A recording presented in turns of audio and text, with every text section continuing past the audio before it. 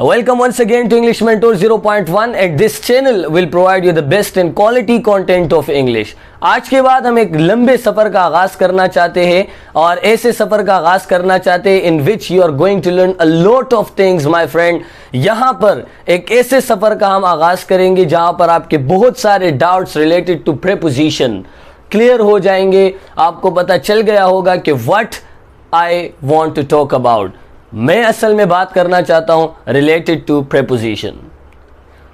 Preposition को English का सबसे जो फुल ऑफ एक्सेप्शंस पार्ट है वो कहा जाता है. यहां पर दो जबानों के एक्सेप्शंस भी आते हैं, उनके दरमियान लड़ाइयां भी होती है. Nobody is perfect in preposition. यहां पर कोई भी टीचर, चाहे वो इंग्लिश का कितना ही बड़ा क्यों टीचर ना हो, वो ये नहीं कह सकता, वो ये दावा नहीं कर सकता, he can not claim that he is perfect in preposition.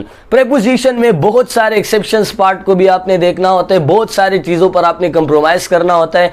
मैं जब इसको नॉर्मली पढ़ा रहा होता हूँ क्लास में तो मैं ये कहता हूँ कि अगर आप किसी से बेस करते हो, डिबेट करते हो, तो प्रेपोजिशन में अगर वो आपसे डिबेट करता है तो आप उससे, अगर वो कोई चीज़ कहते कि यार ये इस तरह है, अगर तो वो कॉन्सेप्ट से हट के बात कर रहा है, बिल्कुल अपोजिट ही बात कर रहे हो और आपको पता है कि ये ऐसा नहीं होता, तो फिर तो आप ऑब्जेक्शन कर सकते हो. बट इफ यू नो कि अगर ये ऐसा भी हो सकता है देन यू मस्ट स्टॉप. देर आप एक बेस्ट पॉसिबल वे की तरफ जाते हो, दो लड्डू खाते हो और दोनों मीठे खाते हो, उसे भी देते हो और खुद भी खाते हो, दोनों एक ही फैसले पर मुत्तफिक हो जाते हैं और you must agree to his point of view and your point of view. Preposition जब हम पढ़ा रहे होते हैं, ये छठे नंबर पर हमारे पास आता है.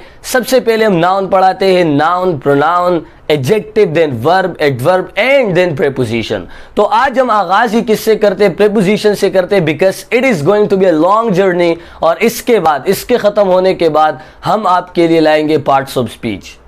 तो अभी तक अगर आपने इस चैनल को सब्सक्राइब नहीं किया, do subscribe this channel because this is going to give you the quality content ever of English. So the question is, what is actually preposition? Preposition है क्या? सर preposition ऐसे words को कहा जाता है जो nouns और pronouns के दरमियान relation को show करते हैं. Preposition is a word placed before noun or pronoun to show the relationship among them. Preposition ऐसे वर्ड्स होते हैं जो नाउन्स या प्रोनाउंस के दरमियान रिलेशन शो कर रहे होते हैं. मैं आपको एक छोटी सी एग्जांपल देता हूं. अगर मैं आपसे कहना चाहता हूं कि the book is on the table, यहां पर बुक और टेबल दो नाउन है, इन दोनों के दरमियान जो ताल्लुक बताई जा रही है वो किसकी मदद से बताई जा रही है? On. The book is on the table.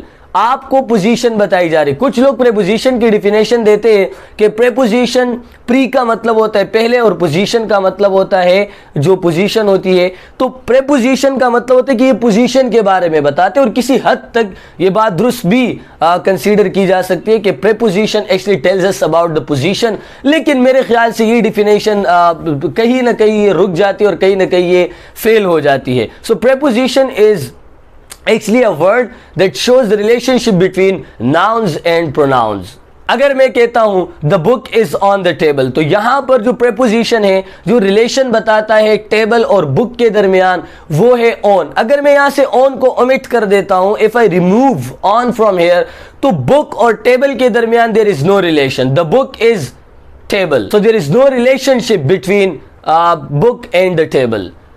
तो प्रेपोजिशन का इस्तेमाल लाजमी होता है and there are 70 prepositions approximately. अगर आप उनको लर्न करते हैं, अगर आप उनको सीख जाते हैं, then it's not going to be hard nut to crack. अब प्रेपोजिशंस की भी टाइप्स आती है, preposition of time, preposition of place और डायरेक्शनल प्रेपोजिशन या प्रेपोजिशन ऑफ मूवमेंट. इसी तरह आपके सामने बहुत सारे काइंड्स ऑफ प्रेपोजिशंस आएंगे. We will discuss it one by one इंशाल्लाह with the passage of time. So preposition is a word that placed before noun or pronoun to show the relationship between them.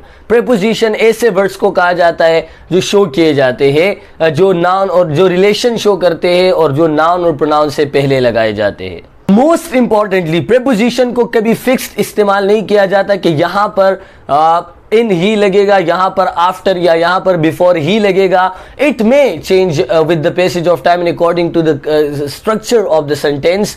ये change हो सकता है. Let me give you an example. Zara came dash her sister. यहां पर dash की जगह आपने preposition लगाना है.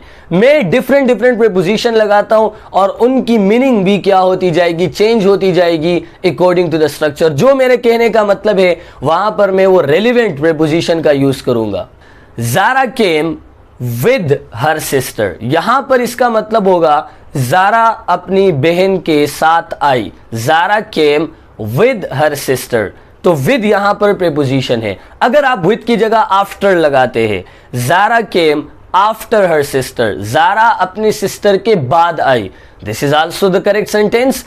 अगर आप आफ्टर की जगह बिफोर लगाते हैं, Zara came before her sister, तो यहां पर मतलब है कि ज़ारा अपनी बहन से पहले आई.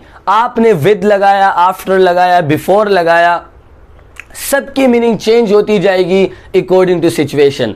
अगर आप कहना चाहते हो कि ज़ारा अपनी बहन से पहले आई, Zara came before her sister. अगर आप कहना चाहते हो ज़ारा अपनी सिस्टर के बाद आई, Zara came after her sister. अगर आप कहते हो ज़ारा और उसकी बहन एक साथ आई, so Zara came with her sister. अगर आप कहना चाहते हो कि ज़ारा अपनी बहन के लिए आई, so Zara came for her sister. आपने देखा मैंने डिफरेंट प्रीपोजिशन का इस्तेमाल किया और यहां पर प्रीपोजिशन फॉर, आफ्टर, बिफोर और विद अलग अलग सेंस बना के दे रहे हैं. So preposition always keep in mind कि preposition with the situation according to situation लगाते हैं.